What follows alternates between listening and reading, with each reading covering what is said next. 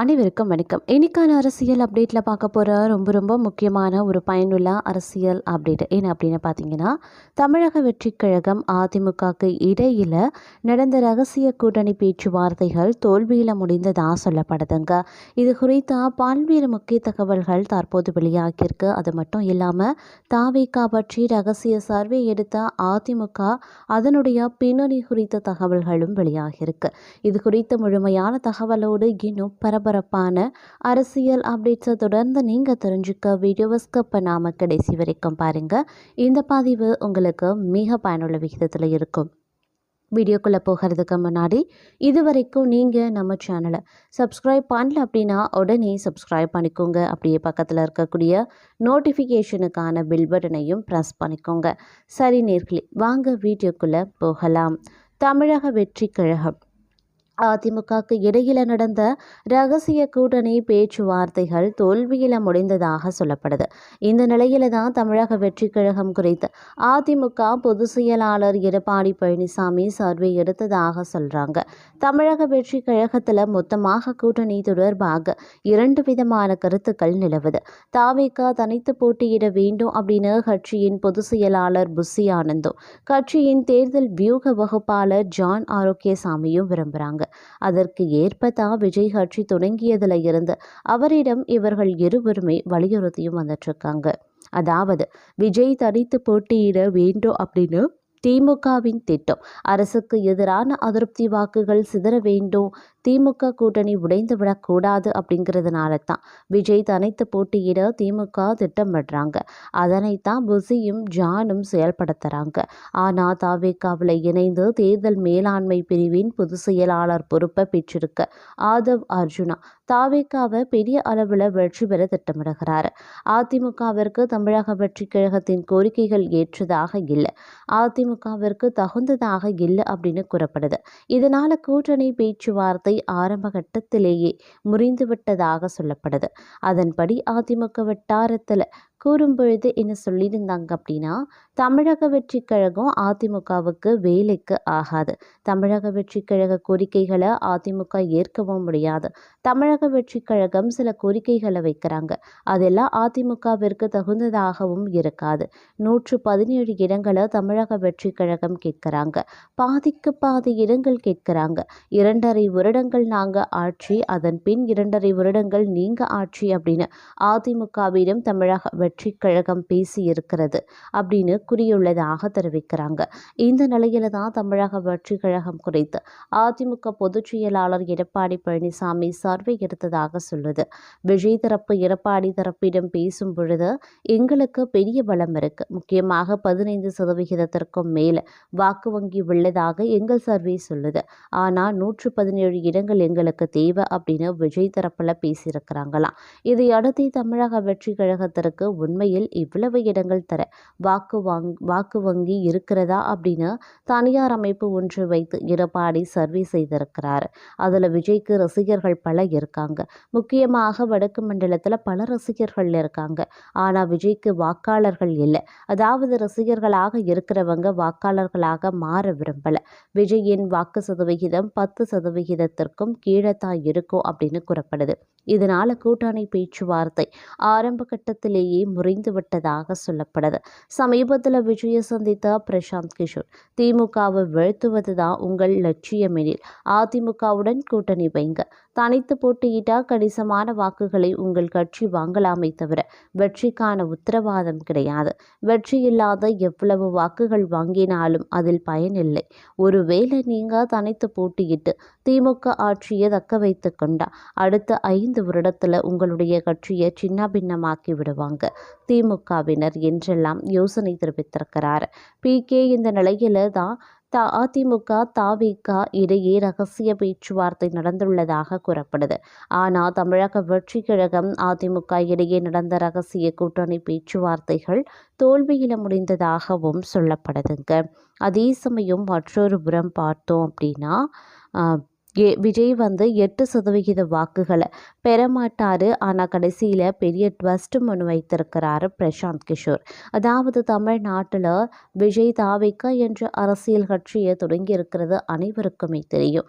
அடுத்த ஆண்டு நடக்கக்கூடிய சட்டசபை தேர்தலில் விஜயின் தாவேக்கா களமிறங்கக்கூடிய நிலையில் அவர்கள் எத்தனை தொகுதிகளில் வெல்வார்கள், எத்தனை சதவிகிதம் வாக்குகளை பெற வாய்ப்பு இருக்கிறது அப்படின்னு குறித்து பிரபல தேர்தல் ஆலோசகர் பிரசாந்த் கிஷோர் சில பரபர கருத்துக்களையும் தெரிவித்திருக்கிறார். விஜயின் தாவேக்கா 2ஆம் ஆண்டு தொடக்க விழா நிகழ்ச்சியில் அவருடன் பிரசாந்த் கிஷோரும் மேடையில் ஏறியது பலருக்கும் ஆச்சரியத்தை அளிப்பதாகவே இருந்தது. அடுத்த சட்டசபை தேர்தலில் விஜய் கட்சி களமிறங்கும் சூழலில் அதற்கு தேர்தல் ஆலோசகராக பிரசாந்த் கிஷோர் இருக்கலாம் என கூறப்பட்டது. இதற்கிடையே தந்தி டிவிக்கு சமீபத்தில் அளித்த பேட்டியில் பிரசாந்த் கிஷோர் அடுத்த சட்டசபை தேர்தல் குறித்தும் விஜய் கட்சியினுடைய செயல்பாடுகள் எப்படி இருக்கும் அப்படிங்கிறது குறித்தும் சில முக்கிய தகவல்களை பகிர்ந்து கொண்டார். இது குறித்து அவர் சொல்லும் பொழுது, விஜய் என்று இல்லை, யாராக இருந்தாலும் மக்களுக்கு என்ன புதிய விஷயத்தை எடுத்து வராங்க அப்படிங்கிறது தான் முக்கியம். ஏற்கனவே உள்ளவற்றில் இருந்து மாறுபட்டு இருந்தால் நிச்சயம் வாய்ப்பு இருக்கிறது அப்படின்னு சொல்லியிருந்தார். கடந்த காலங்களில் பல சினிமா பிரபலங்கள் அரசியலுக்கு முயன்றும் முடியாமல் போன நிலையில் விஜய் எப்படி மாறுபட்டு இருக்கிறார் என்பது குறித்து கேள்வி எழுப்பப்பட்டது.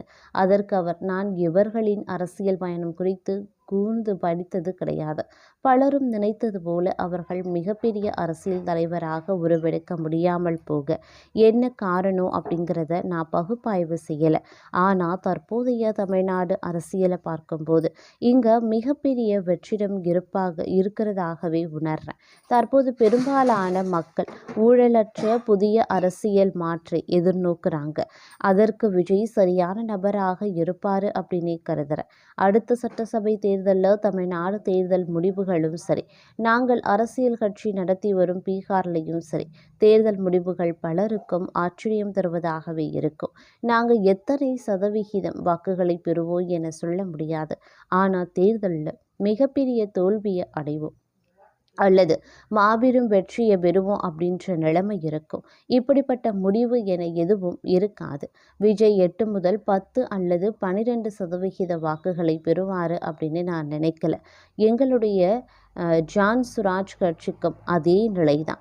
2 முடிவுகள் தான் இருக்கு. ஒன்று, மக்கள் எங்களை மாற்று சக்தியாக ஏற்று பெரிய வெற்றியை தருவாங்க, அல்லது நம்பிக்கை வரும் வரை அடுத்த 5 ஆண்டுகளுக்கு தொடர்ந்து மக்கள் பணி செய்ய சொல்லுவாங்க. இதற்கு நடுவே இடைப்பட்ட முடிவு அப்படின்னு எதுவுமே இருக்காது. இந்த 2ற்கு மட்டுமே வாய்ப்பு அப்படிங்கிறதுனால விஜய் தனித்து போட்டியிடவே வாய்ப்புகள் அதிகம் அப்படின்னு சொல்லியிருக்காரு. அதாவது அடுத்து நடக்கும் சட்டசபை தேர்தலில் 2 முடிவுகளுக்கு வாய்ப்பு இருக்கிறதா. ஒன்று, மக்கள் இவர்களை தமிழகத்தில் விஜய், பீகாரில் பிரசாந்த் கிஷோர் மாற்று சக்தியாக ஏற்று மாபெரும் வெற்றியை தருவாங்க, அல்லது தேர்தலில் படுதோல்வி அடையலாம்.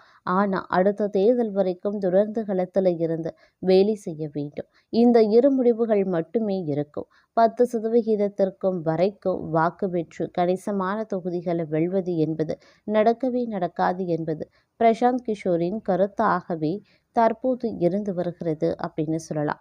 விஜயின் தமிழக வெற்றி கழகம் அதிமுகவுடன் கூட்டணி சேராம தனித்து போட்டியிட்டு 2026 ஆட்சியை பிடிக்கும் என்று தேர்தல் வியூக நிபுணர் பிரசாந்த் கிஷோர் அடித்து கூடியிருப்பது தமிழக அரசியலை சலசலப்பை ஏற்படுத்தி இருக்கிறது அப்படின்னு தான் சொல்லணும். அண்மையில் விஜயும் பிரசாந்த் கிஷோரும் சந்தித்து பேசியது பரபரப்பை ஏற்படுத்துச்சு. பிரசாந்த் கிஷோர் 2026 தேர்தலுக்காக தமிழக வெற்றி கழகத்திற்காக வேலை பார்க்க போகிறாரு அப்படிங்கிற பேச்சும் எழுந்தது. இந்த நிலையில தமிழக வெற்றி கழகத்தின் 2ஆம் ஆண்டு தொடக்க விழா மற்றும் பொதுக்கூட்டம் மாமல்லபுரம் அருகே பூஞ்சேரியில் கடந்த பிப்ரவரி 26ஆம் தேதி அன்று நடந்தது.